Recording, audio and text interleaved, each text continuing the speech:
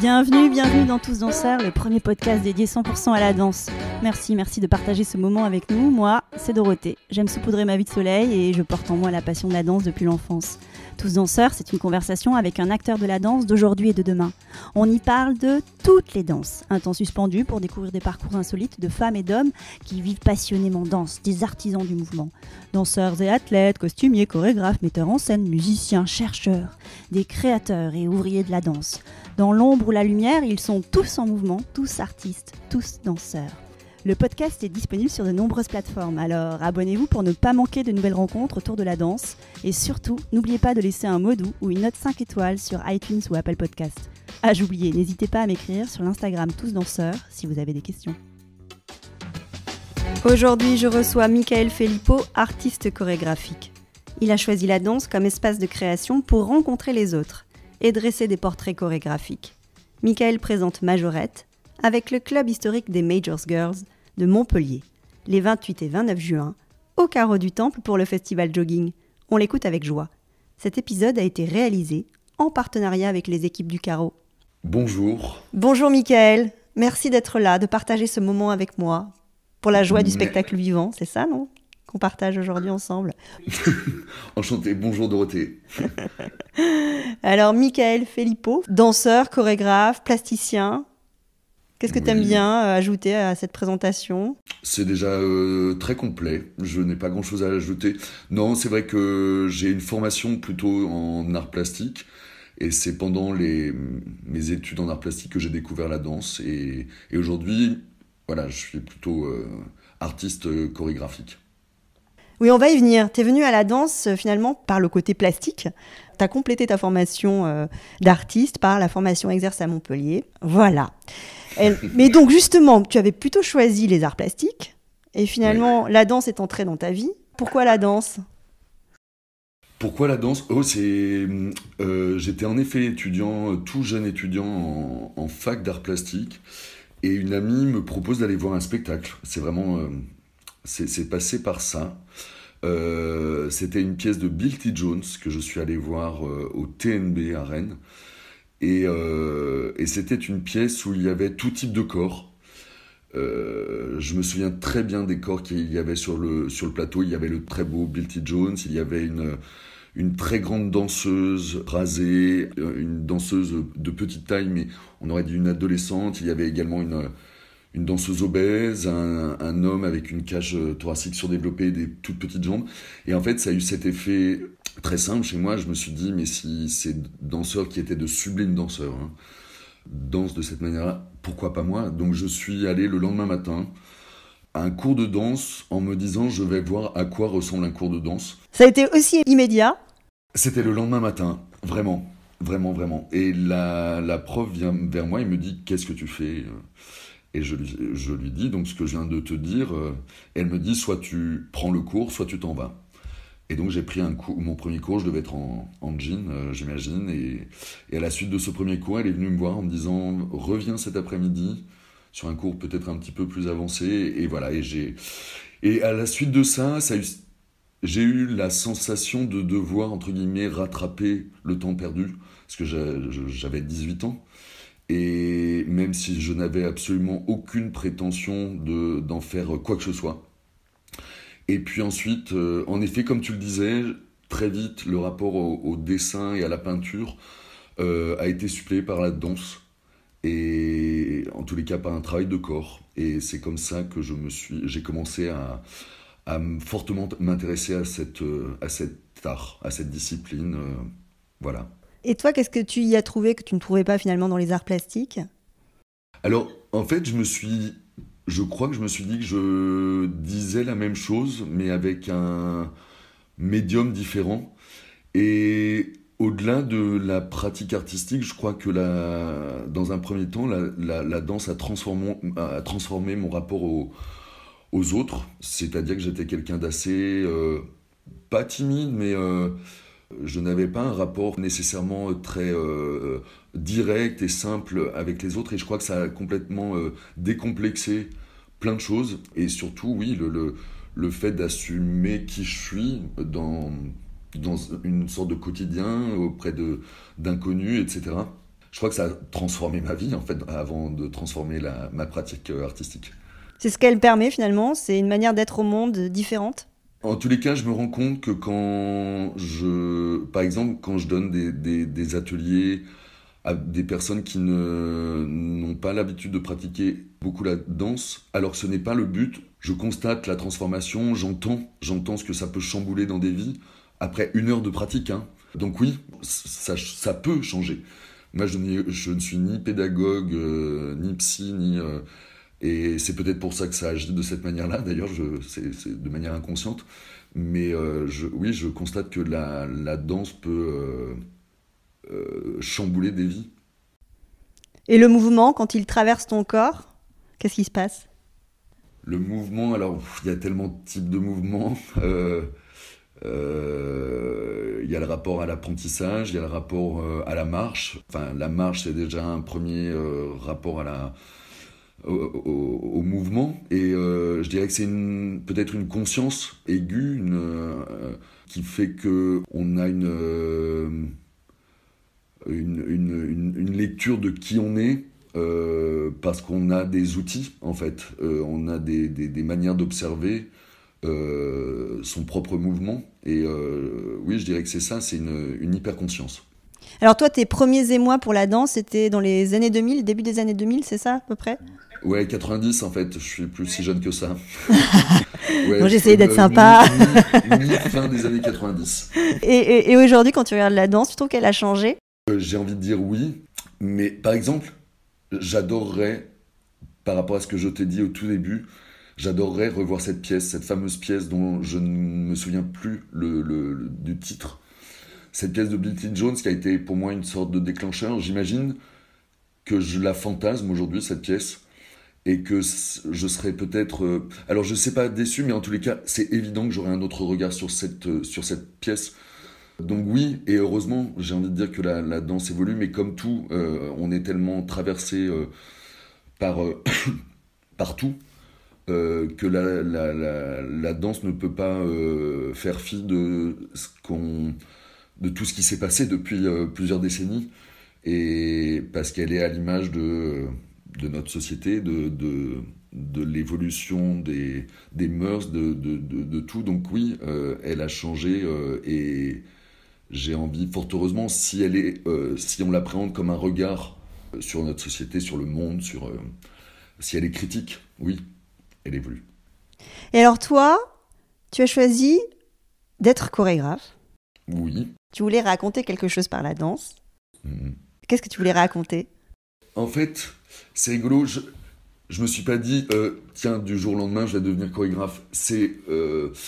Déjà, je pense que c'est rigolo que tu reviennes à la genèse de ma formation. J'en parle pas forcément souvent, mais je pense que le fait, dans mon parcours, je peux parler que de ce que je connais, mais dans mon parcours, j'ai commencé par des études en arts plastiques où c'est une pratique généralement assez solitaire, où on est amené à développer une pratique, une pensée, oui, sur sa propre démarche. Alors que quand on commence la danse, on la pratique collectivement. On est plutôt formé à être interprète, et puis après, il y a des écoles comme, par exemple, celle que tu as nommée, que j'ai suivie, qui s'appelle Exerce, où on t'amène à être... c'est une formation d'interprète, mais aussi de début de chercheur de quelque chose, et de chercheuse. Mais je pense que cette démarche, cette formation en art plastique, elle t'amène déjà à être dans une démarche de création. Ensuite, j'ai commencé à faire ce que j'ai appelé des performances, parce que du coup, je voulais faire un mémoire entre la danse et la performance, les arts plastiques, ce que je n'ai jamais entamé. Et ensuite, on a créé avec des amies danseuses, interprètes, ce qu'on a appelé le Club des 5. On l'a créé en 2001, et pendant presque 7 ans, c'était une sorte de laboratoire de recherche où on partageait nos expériences de jeunes interprètes pour les chorégraphes pour lesquels on travaillait à l'époque. Et dans ce collectif, on s'est frotté à endosser, entre guillemets, plein de rôles, que ce soit la production, la création lumière, etc. Et en parallèle de cela, j'ai continué à créer mes propres projets entre art plastique et danse. Et puis est née pour moi la première pièce dont tout découle aujourd'hui, qui est un duo que j'avais créé avec un curé qui s'appelle Biportrait Jean-Yves. Donc c'était un duo qu'on interprétait avec le curé de la paroisse de Bègle à l'époque, Jean-Yves Robert, que j'ai revu le week-end dernier. Bonjour Jean-Yves. Bonjour Jean-Yves. Non, c'est quelqu'un de très important dans mon parcours. Je présentais une pièce à Bordeaux et il est venu en tant que spectateur. Donc on s'est recroisés à cette occasion.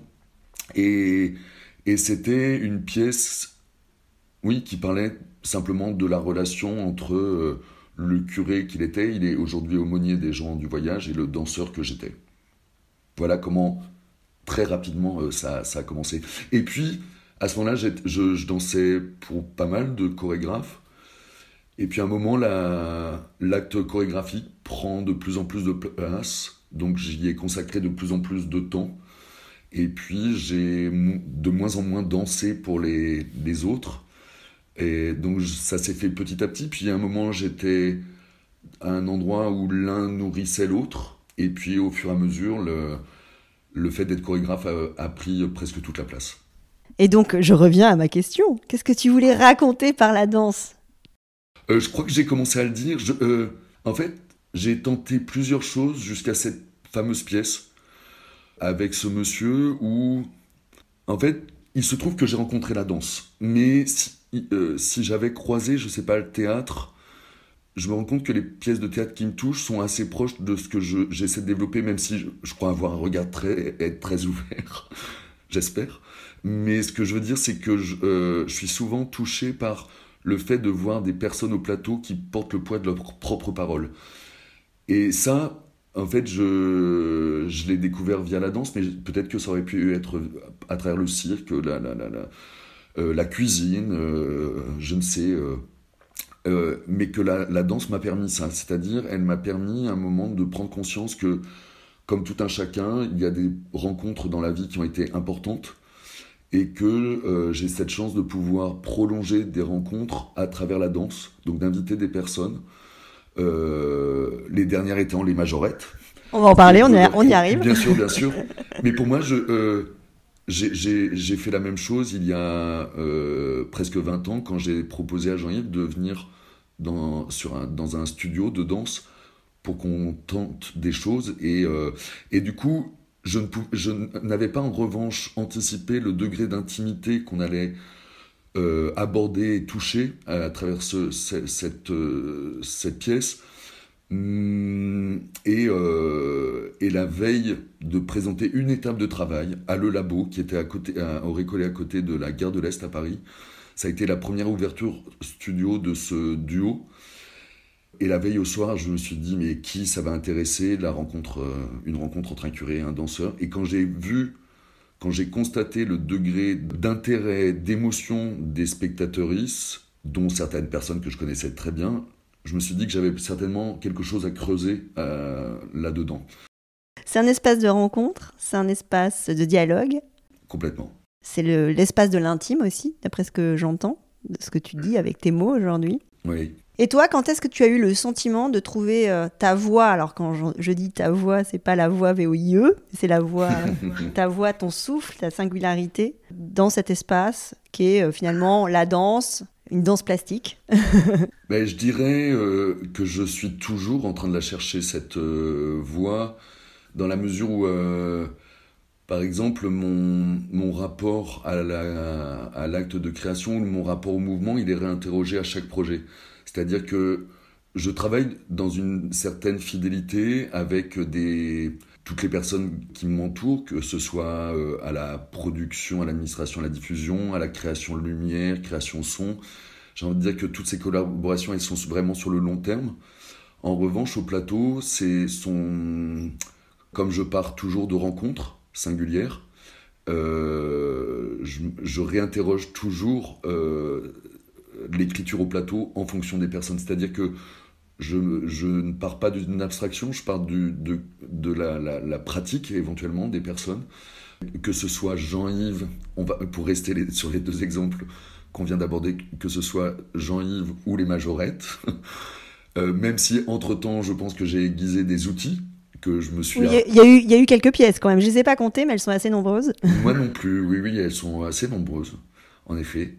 Donc forcément, au fur et à mesure, comme je disais, je me suis armé, enfin même si c'est pas un joli terme, mais j'ai aiguisé des outils, c'est plus juste. Mais je fais la même chose, c'est-à-dire que Jean-Yves, je ne me suis pas amusé à lui proposer une série de grands jetés. Je suis parti de son corps, de nos deux corps. Et ensemble, on a créé un objet qui était à chaque fois l'esthétique et à l'image des personnes qui sont au plateau. Et c'est ça que je crois que j'ai... Parce que je parle beaucoup de portrait chorégraphique en ce qui concerne ma démarche.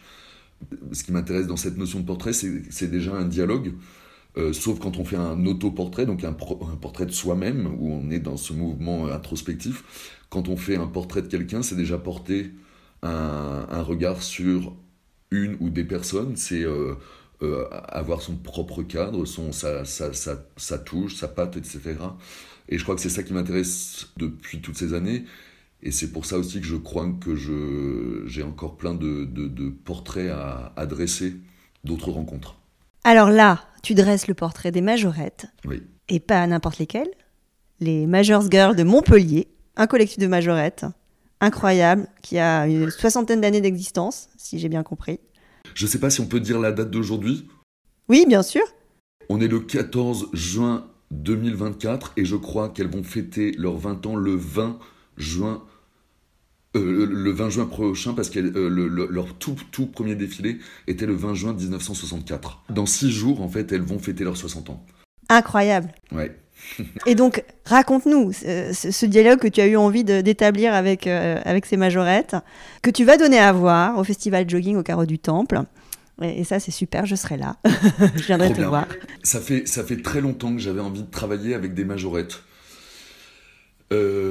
Pourquoi exactement, je ne sais pas, mais l'aventure le futur m'a donné raison. C'est-à-dire que j'avais rencontré comme ça quelques clubs, un peu dans le nord, à côté de Mulhouse, à Karlsbach, et des clubs super, généralement très jeunes, avec des jeunes femmes, des adolescentes. Mais un jour, je travaillais, on faisait une soirée, une yellow party, qui est un événement, qui est un prétexte pour faire la fête, où tout le monde est habillé en jaune. Bref, je ne vais pas rentrer dans le détail, mais on passait la soirée avec une amie qui s'appelle Leslie Barbara Butch, qui est DJ.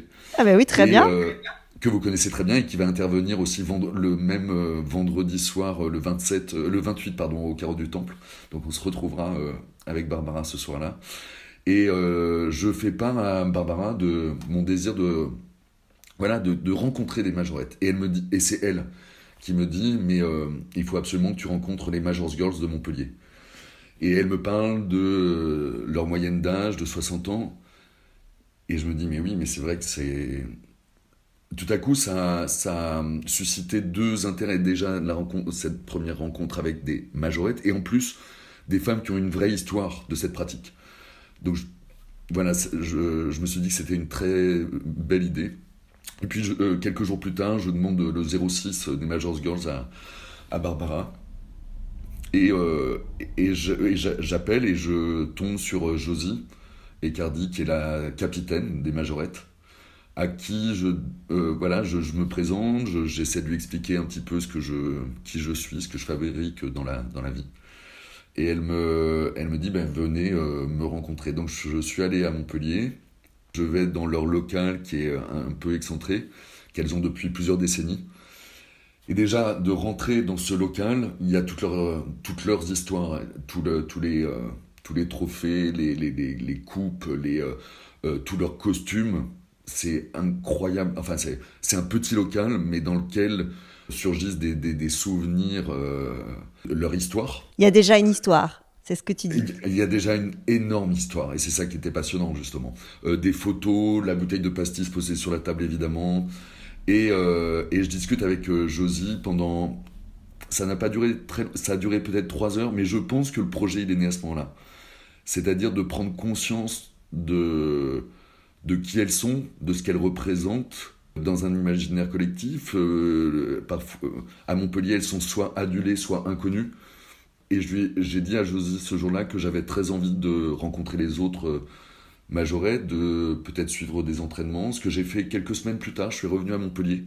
Et j'ai été accueilli à bras ouverts par ces femmes qui m'ont tout de suite interrogé en me disant « Mais qu'est-ce que tu attends de nous ?» Et j'aurais dit « Je n'attends rien, je veux vous rencontrer. » Et c'était très beau, c'est-à-dire qu'elles sont arrivées pour répéter. Elles avaient un défilé quelques jours plus tard, donc elles étaient en mode très efficace.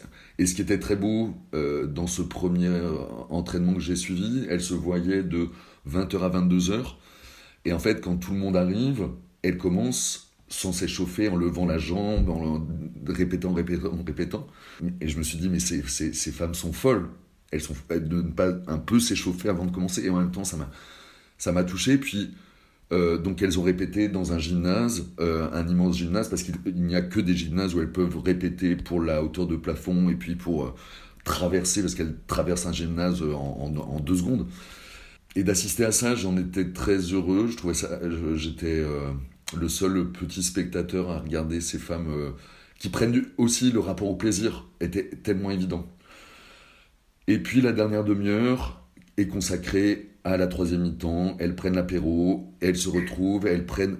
Et en fait, c'est pas que anecdotique, ça m'a aussi touché parce que c'est un moment où elles prennent soin d'elles, elles prennent des nouvelles des unes et des autres. Et en fait, c'est ça, parce que sur le coup, je me suis dit, oh là là, elles m'invitent, donc elles prennent du temps. Mais non, c'est à chaque entraînement comme ça, il y a toujours la dernière demi-heure.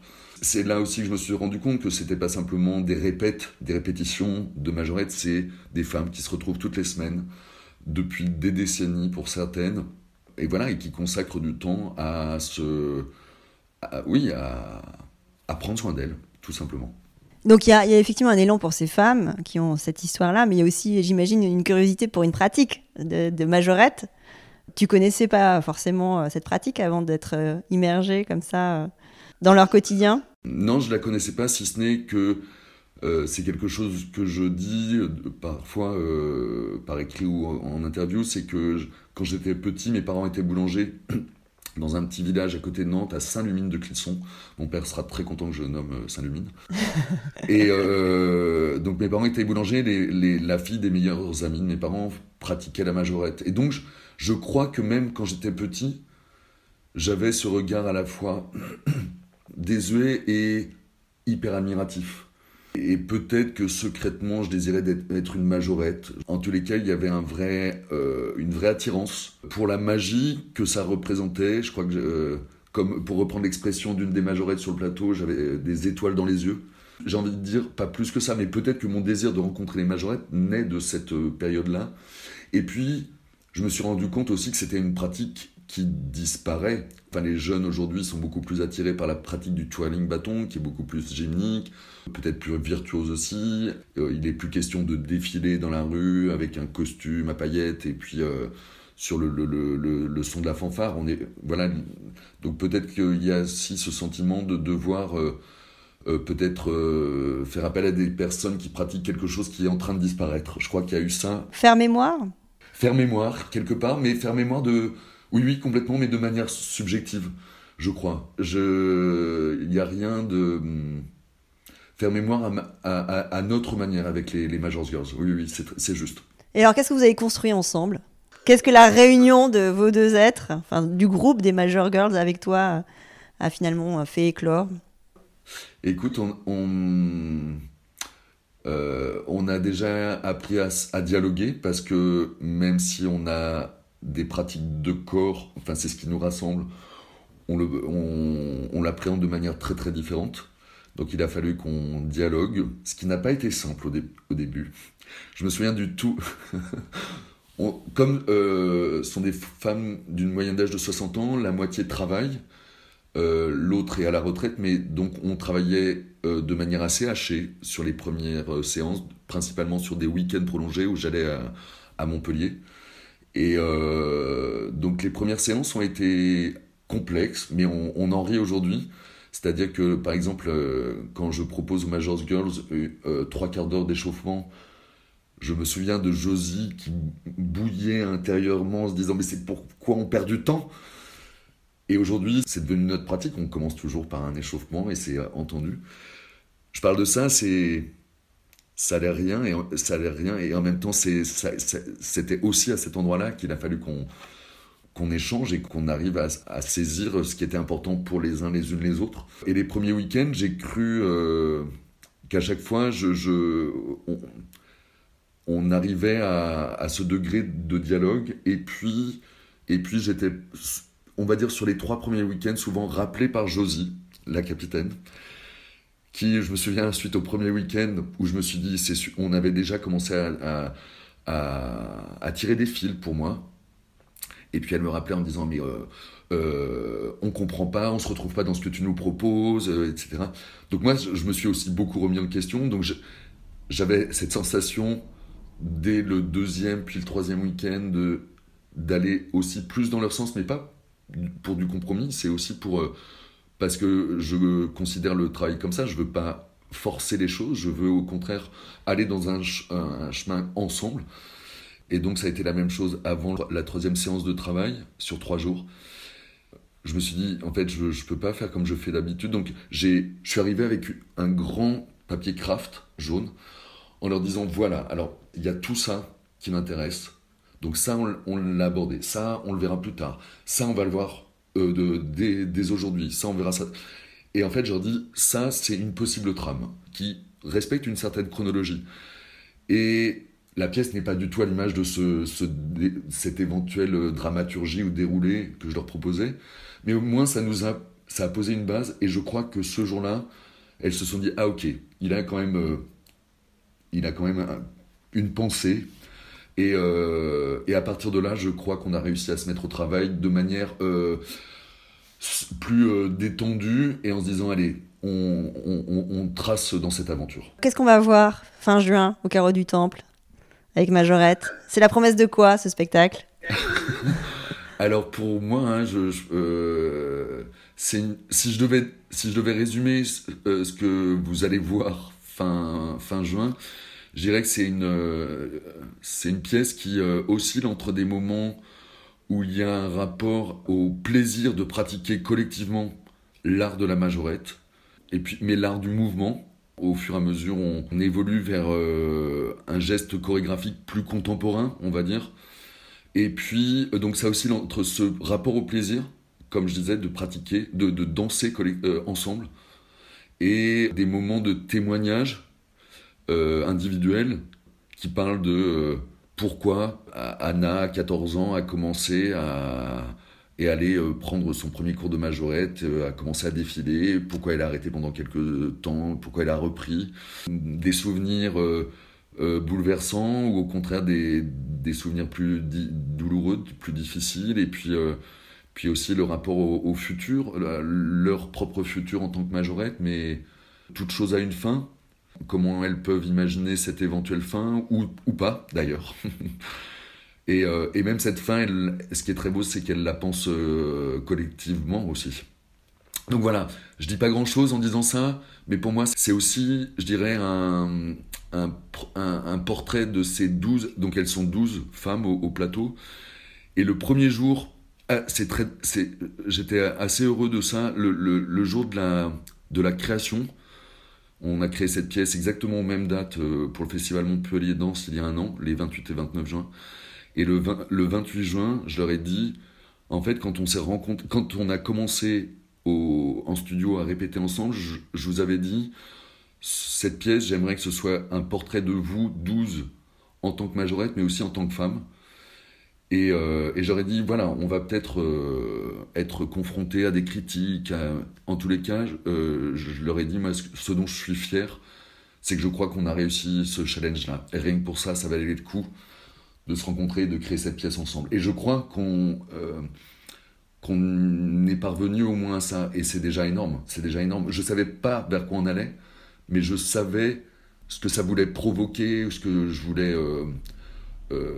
essayer de toucher avec elle. Super, on va s'approcher de la conclusion. Bon, en tout cas, on a hâte, c'est fin juin, on sera là. Mais merci. Moi, peut-être ce que je peux dire, c'est que je suis tellement heureux de cette aventure. En fait, quand je dis que je suis fier, ce dont je suis peut-être le plus fier, c'est que ces femmes m'aient fait confiance, en fait. Parce que, je veux dire, je pense beaucoup à Josie en pensant à ça, mais je pense à toutes les majorettes. C'est-à-dire que ces femmes voient débarquer quelqu'un qui est un peu loin d'elles. Voilà, et puis à un moment, en fait, elles ont lâché plein de choses pour me faire et nous faire confiance au final. Et c'est vrai que c'est une aventure incroyable. Et à chaque fois qu'on se retrouve, là on s'est vu il y a 10 jours à Aix-en-Provence, on est tellement heureux de se retrouver. Donc c'est à la fois une aventure artistique incroyable et qui bouge terriblement depuis qu'on a créé cette pièce il y a 1 an. Mais c'est aussi avant tout, j'ai envie de dire, une aventure humaine très, très forte et nourrissante. Alors finalement, c'est quoi le rôle d'un chorégraphe quand tu racontes tout ça? Je crois que c'est ce dont on parle depuis 37 minutes. C'est peut-être... je parle pas de l'acte chorégraphique en général, je parle du mien et c'est le rôle d'un rassembleur. C'est proposer avec les outils que sont ceux que je développe depuis presque 20 ans, de venir sur un plateau pour défendre quelque chose, qui va être pas du tout un endroit de revendication, mais un endroit d'être au plus proche de... On parlait d'intimité, ça peut être de la revendication, hein, évidemment je n'exclus pas ça, mais c'est d'être simplement là, et à partir de simplement être présent sur le plateau, qu'est-ce qu'on vient raconter avec son histoire de corps, parce que notamment en ce qui concerne les majorettes, ce qui est très beau, c'est quand elles arrivent, sont des femmes qui, d'entrée de jeu, même si elles ne parlaient pas, après je leur ai proposé de prendre la parole, mais leur corps parle tellement pour elles, c'est déjà énorme. Donc voilà, c'est d'être simplement sur un plateau et de parler de soi. Mais parler de soi, c'est parler aussi de tout ce qui nous dépasse, de nos constructions, parce qu'on est un être à un moment donné, à une géographie, à un instant T, etc. Et donc on vient aussi raconter toutes ces machines désirantes deleuziennes, c'est-à-dire toutes nos constructions, qui va de l'éducation à comment on a développé nos personnes professionnellement, personnellement, intimement. Et donc, voilà, je crois que c'est ça ce qui m'intéresse dans l'acte créatif aujourd'hui. Magnifique, c'est rendre visibles ces histoires de corps.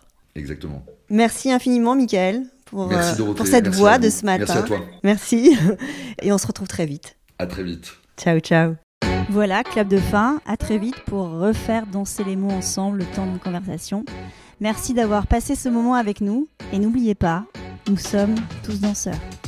Le podcast est disponible sur de nombreuses plateformes, alors abonnez-vous pour ne pas manquer de nouvelles rencontres autour de la danse. Et surtout, n'oubliez pas de laisser un mot doux ou une note 5 étoiles sur iTunes ou Apple Podcast. Ah, j'oubliais, n'hésitez pas à m'écrire sur l'Instagram Tous Danseurs si vous avez des questions.